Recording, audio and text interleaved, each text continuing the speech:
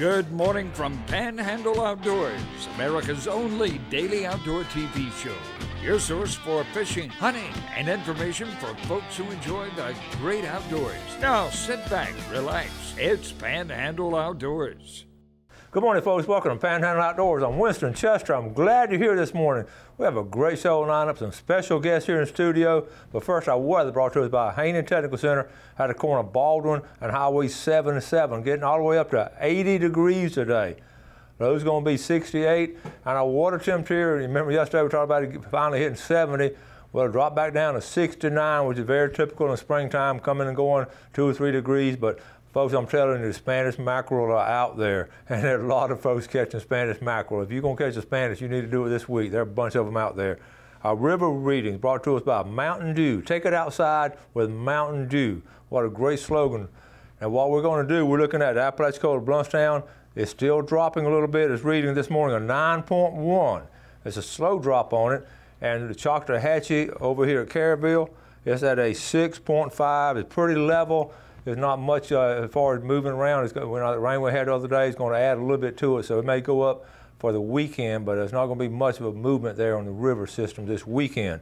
Our tide chart brought to us by Kent Forest Lawn. Good, strong tide this weekend. Very good tide. We have a high tide right in the middle of the day at 12:45, and then a low tide at 12:15 after midnight, so pretty balanced right there. Our marine forecast is going to calm down a little bit compared to what we've had the last week or two. It's only going to be blowing about 7 miles an hour. It's coming out of the northwest at about 7. Let's take our break. We'll come back with our special guest. All right, welcome back, folks. And look at our guest this morning. Familiar faces, been on here before. On the far end, Fred Myers. Fred, good to see you again. Good morning, Coach. And Carter. Hey, buddy. Hi. Good to have you, man. Listen, I called Fred when he got that big, strong finish in the local redfish tournament recently over the weekend. But I want him to bring Carter because we got to start back during hunting season and talk about what's going on. So let's get started. Yes, Coach. Compared to the storm, we had a good hunting season. There was quite a bit of time that we didn't hunt at all, and we had these pictures back in August of some deer and stuff. And Carter, we got a new crossbow and we got all set up. Then the storm came, and I mean, in my business, I just couldn't hunt for a while. Yeah. And finally got a chance to go check a couple cameras, and we had this big deer come in. We'll talk about it later, but finally got to hunt a little bit and not hunt as much as I usually do. But thankfully, everybody in our family was fine, and we were able to get out and hunt and have a good time. If we have time toward the end of the show, we're going to talk about a storm, and you and your family rode it out right there in the cove, and amazing stories. But let's get to the fun part first. Our first picture we're going to show, Carter. This is a big old gobbler. Now tell us about this big old gobbler. What happened here? We sat down by a tree and two big gobblers came in, but I couldn't shoot those because my gun was stuck on a limb. and then 2 jakes came in and I shot a jake. Oh, man. So that was during youth turkey season. That was first weekend. We had a bunch of turkeys, and I was going to call for Carter. And, of course, I can't carry a gun, so it's just him. And we were running a little bit late, but it was foggy, which the fog helped us. So I was going to set the decoy out in the food plot where we were hunting, and when I stepped in the food plot, one gobbled on the roost. And I just dropped down and I just stuck it on the edge, so the decoy was only about 10 yards in front of us. Okay. So long story short, I called one time and he gobbled on the roost, and he flew right down and came around this little island where they usually do, and he saw the decoy, and there was 2 of them, and we're sitting there, and within about 10 minutes of youth turkey season, we got 2 big old longbeards at about 20 yards. Goodness gracious. And I said, Carter, shoot the one on the right. And when he did, he already had his gun up, but there was a vine that got between his stock and his barrel, and he couldn't lift it up about 1 inch. And I'm like, shoot. He says, I can't, I'm on his feet. And so they got too close to the decoy and got nervous. They never saw us and walked off to the other end of the food plot. Well, little did I know, 3 jakes flew in, and I didn't think they would come back, the big birds. And Carter had never shot a turkey, so that's his first turkey. And cool. So he shot it at about 15, 20 yards. Were you excited? Yes. That's fun, wasn't it? Cool. Okay, and that's a great picture there. Yep. That's our little food plot there. Of course, you can see all the downed trees and stuff from the storm. That's a great one. Okay, now what about this big buck? What's the story on it? We hunted at this one food plot in a redneck stand, and I shot it kind of early, and it started to get cold, so I wanted to put my jacket on, and Daddy told me to turn around so he could put it on me, and he stepped out in the food plot when I was putting it on. When you put a jacket on, that's when it always happens, when you put a jacket. I said, don't move, Carter, don't move. He thought I was kidding because we played jokes all the time. What he forgot to tell you is we saw that deer. We were very limited on our hunting, so we saw that deer twice before he shot it. And that deer scored almost 130. Wow. This is a local deer. Local. Now tell them who's that with us in the picture. Drew. Drew Benton. So me and Drew hunt together a lot, and we do a lot of things together. But he helped us. He was hunting up there with us that morning, and he shot that deer at 62 yards with his crossbow. Cool. So that's a good shot. But it was how many points was it? 12. 12. And old Drew Benton, he's on the bass trail right now. Yeah, he's fishing a tournament starting Thursday. Yeah, I know y'all like to hunt together a lot. That's cool. Yeah. That is cool.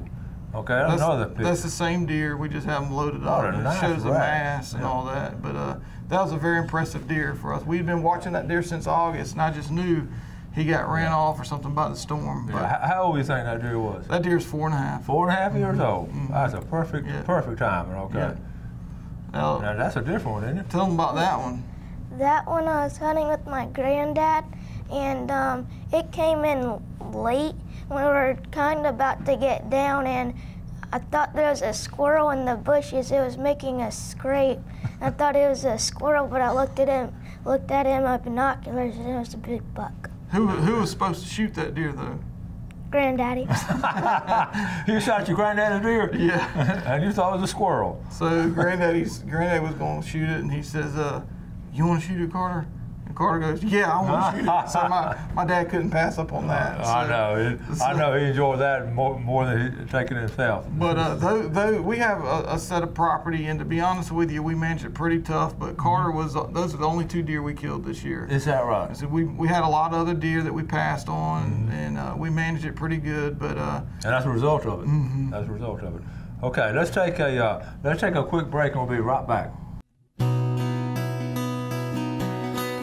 All right, welcome back. So here with little Carter Myers and Fred Myers. And I told Carter he had a pretty good hunting season, a gobbler and 2 big bucks like that. That's better than some of you veterans did out there. That's better than me. I'm telling you, that is some fine stuff and all. So let's get into some fishing now in this segment. We're talking about, of course, power pole. I got the picture here with your boat and all. Yeah. And who's your on the redfish tournament? Who's your fishing partner now? Britt Ordez, he travels with me a lot. Of course, Justin Leak, we were fishing together a lot. Right. We were fishing a bunch of local tournaments and didn't have to travel. But I've been traveling for about 18, 20 years fishing redfish tournaments and had a couple different partners. But Britt lives in Louisiana, and so a lot of the tournaments are in Louisiana. And it's better for the pre-fishing for us when we can split it up. So this year we're fishing the Power Pole Pro Series, and the main regular season tournaments are in Jacksonville, Steinhatchee, and then Panama City last weekend. And then the championship is in Louisiana. Okay, so it I'm moves around that way. Yep. And then we're fishing a couple other tours, and all those are in And y'all Louisiana. fish most of those in, so. Yeah. Okay, Yeah. so I know that's a good one and all. And this past weekend, now, was that a 2-day tournament? 2-day tournament. I like 2-day tournaments. It kind of takes a little bit more of the luck out of it. You got to be more consistent. But yeah, it's a 2-day tournament, and it's 2 fish per day, so you're going to end up with a total of 4 fish. Well, I know we kept it local. I saw Justin and Ricky got first, you got third, and then Mark and Michael got 8. So Yes, 3 sir. out of top 10. Yeah. That was good and all. Now, where did y'all put in at? We put in at the college. I have to give Mayor Brudnicki a big, huge thank you, because we tried some other venues on the beach and in Midland Haven, and it just didn't work. Nobody worked. So we actually called Greg, and he made a couple phone calls to see if it was okay, make sure there's no construction, and he says go ahead and go with it. And I mean, that was a last minute heroic, or that tournament probably would not have happened now. The revenue dollars for our area, talking to Kent, just for the 50 teams that came in, brought around 200,000 in revenue dollars, and he was really wanting to have this tournament to help our area, and so we got to thank Kent, but it happened because of Greg. So we have to really appreciate that. Well, and that's the kind of person Greg is. He wants to help it, and of course, him being a good red fisherman help too. And he loves to fish too. Yeah, and I texted him, and he called me back. And that speaks volumes. Okay, this picture here. Tell us about this picture. Yeah, that's me and Britt. We're in Jacksonville. That was probably going to be the tournament that I would mark up as our most hardest tournament to fish, but we ended up second. We ended up catching 30, 40 reds a day, and we almost won that tournament. The team that actually beat us came from like 20th place to first place to win. They call it a really big weight. Me and Britt were real consistent. We had about 12.5 pounds both days. And in Jacksonville, that's pretty good. But we ended up second. We were content and pleased, and that was a good tournament. You know, that's funny. Talking about different areas have different weights and all, from Louisiana and all.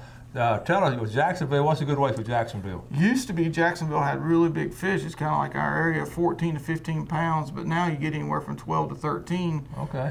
You're going to do well, and of course this weekend, same thing. You get 12 to 13, but I remember winning a few tournaments 8 or 10 years ago that you had to have 14 to 15 pounds to win. Okay, so it's going down a little bit. I remember a couple years ago, I had 15.15 pounds, and I finished second. Wow. Yeah. Here, local. Okay, now let's go to Louisiana. What's a good weight for Louisiana? The biggest weight I've ever had with 2 slot redfish, we're talking slot under 27 inches, was 1880 with 2 fish. That's 2 fish, almost over 9 pounds. Good. 9.5 pounds, and but consistently 16 to 17 pounds is going to have a chance to win in Louisiana. And what about, you fish Steinhatchee area? Yeah. What's the weight? Steinhatchee is very similar to us. They had some big weights because there's some big schools of fish, and the tournament was early, so the fish were fat. But there was a bunch of fish there, but we couldn't get over about 11.5 pounds. But the guys that won it had about 14 pounds a day. Okay. So, that's interesting. We have different areas and all. Now we're going to show. I'm going to have a zoom in on this. This is the national. This is world ranking or national ranking. Okay, so This is. Tell us who sets this up. This world ranking. So Gritter Griffin, a gentleman out of Mississippi, is got a ranking system now, just like Bass does. Of course, it's not quite as big, but that's over about 8 or 9 tournaments that's happened this year. Okay. And Britt and I are leading. Number 1, Fred Myers and Britt Orders. That's pretty strong. Yeah, that's. And I'm looking down number 6, Michael and Mark Cowart. Number 6. Yeah. And well, y'all ranked number 1 in the world, whatever, and that's something to be proud of. So basically, they're getting a system up for you to qualify for another big tournament. This year, they have a very big tournament at the end of the year in Louisiana in September. And this year is an invitation based on your past history that you've done just in general. Okay. The next year, which will be next year in 2020, you have to qualify through this system just like you do with bass. And if you don't qualify, you don't fish. That's all right, the golfing association, like PGA and all. I mean, you got to qualify now. He's trying to. It really needs to grow a sport a little bit more professional and have a very direct set of rules and so forth. And he's doing a good job, and I'm looking forward to fishing it. So. That sounds good. Yeah. Okay, we're going to start getting ready to wrap up this section because we're going to let your little sister come on next segment. What do you think about that? You think she'll do good? Maybe. Maybe? Okay. That sounds like a brother. But before, I'm gonna let you add these names for me. I'm gonna call her names and you put them in the pot, okay? Because we're gonna start giving away some rod and reels next weekend. Rod and reels and shirts and caps and everything. How about Jackie Watson from the Phoenix Springs? Put that one in there. Johnny Brock, right here in Panama City, and Darlene Brock. All right. So we had those 3 names. You need any kind of. Anytime you want to add your name and all, you can, and we're going to be giving away those prizes, also all that seafood every Friday from Tarpon Dock. Okay, any other closing words? Now, where do you go to school? University Academy. University Academy. What grade are you in? 4th. That ain't bad for a 4th grader to get a gobbler. I don't know what else we got to do next. I mean, That's pretty strong. but I started them out real young, and you know, when I go fishing or pre-fishing, I always take them fishing. I remember one time, this is years ago, when I cobia fished a lot. He was real little. He won't even remember, but me and my dad are cobia fishing. We're in the tower, and he's asleep with an umbrella over him, keeping the sun off of him. And he was about 4 years old with a life jacket on, sitting down there. And we just, as a family, we go everywhere. Yeah, I know you're fishing family. One of the best boats I ever bought, the best used boat I ever bought, I bought it from your dad. Yeah. That Wahoo, and that was a fine boat. I remember I drove by it, and I said, whoa, turn around and look at it. I kept the boat a long time. Yeah. All right, let's take our final break. We'll be right back.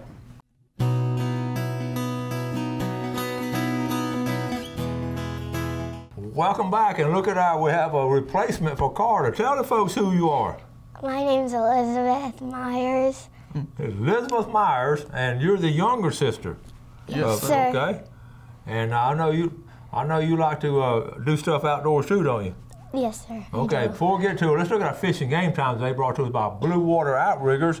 The time will be 4:47 and 6:47 this morning, and this afternoon 5:15 to 7:15.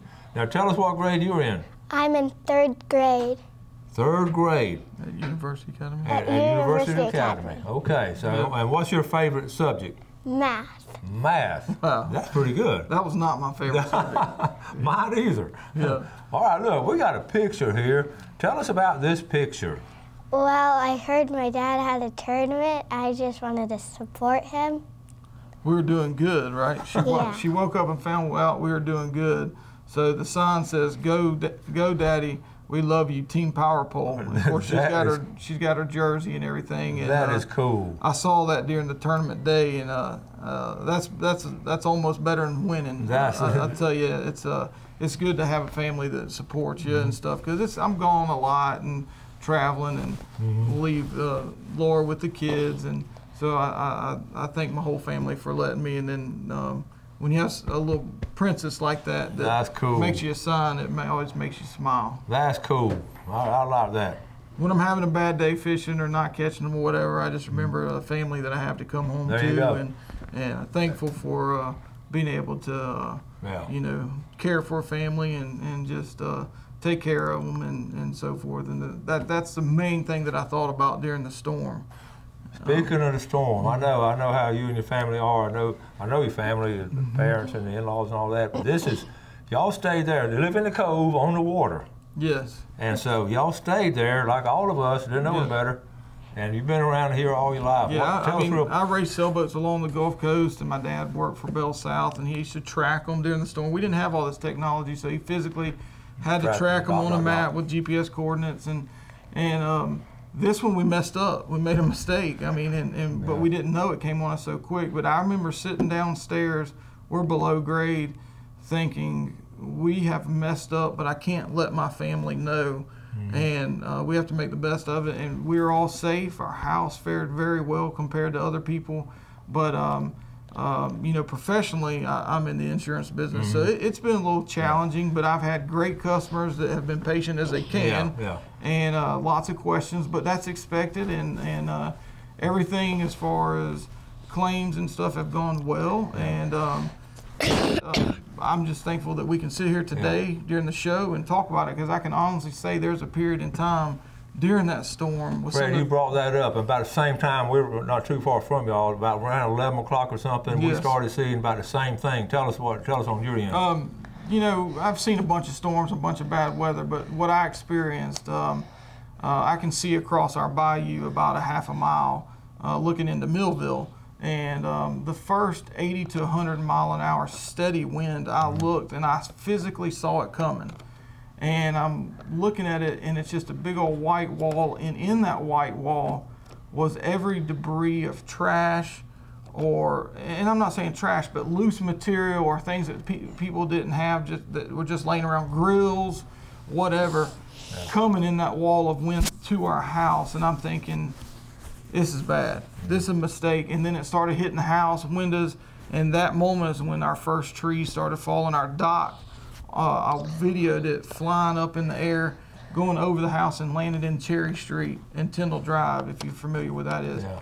And it was just something that you can't picture what that's like until you've been through it. Yeah. But I'm just glad to be able to be here, and thank the good Lord that I got a family to take care of and watch after. So. I'm gonna get you to come on again. We're gonna show some of that video again. We don't have time in this show. We've got a minute or two left. Let's jump back on redfish, and everybody wants to know how you catch all those redfish. So what are some of the things you like to do to catch all those redfish? What are some of your...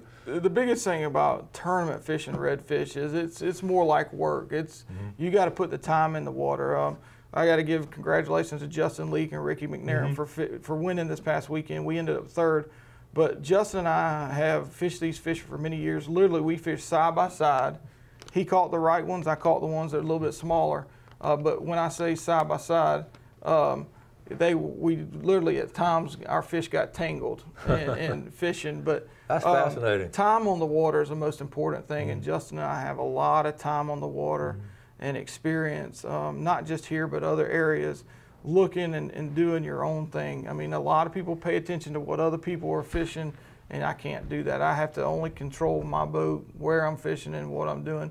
And you hear all these stories, I'm on big fish. It doesn't matter how many fish you're on, it matters what two fish you bring in and how much they weigh in. Are you doing most of your sight fishing, or you just have this area you go to? That's my favorite thing to do is sight fish, but a lot of times you have to change with the conditions and strictly blind cast, you know, but you got to be around those fish. You got to find them. That's neat. You and Justin fish side by side in that area, and first place and third place. That's pretty strong. Yeah, we had a good time, and there's not many people that I'd be able to fish side by side. Yeah, because usually you want to give me some space and all, but that's good. We had talked about it and knew what was going to happen. Okay, so. All right. Well, listen, we got to get out of here, Fred. Great show. Thank you for coming on as always, and Elizabeth, thank you for coming on. This is my cheerleader. Oh, yeah, you're a good cheerleader now. You go to school and do good in that math, okay? Thank you. And tell your teacher that you like math. Yeah. She'll see you. Folks, always thank you all for watching Panhandle Outdoors. These kind of folks we have that support Panhandle Outdoors and do the outdoors. Do something good today for someone. Have a great day, and God bless.